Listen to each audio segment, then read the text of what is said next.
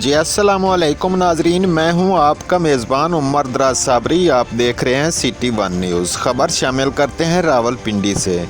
बर्फ़ खाना मिसरियाल रोड पर भी सियासी और समाजी कारकुन राजा दिलावर आफ चौंतरा मियाल ने ईद मिलादुन्नबी सल्लल्लाहु अलैहि वसल्लम के सिलसिला में एहतमाम किया, जिसमें बच्चों और बड़ों ने आप सल्लल्लाहु अलैहि वसल्लम के हजूर नजराना अकीदत पेश करते हुए नौत खानी की, जिस पर राजा दिलावर आफ चौंतरा मियाल ने बच्चों में इनामात तकसीम किए।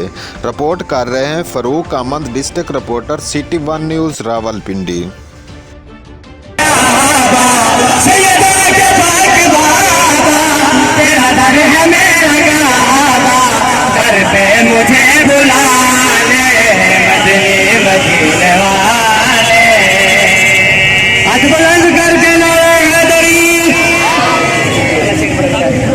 रब की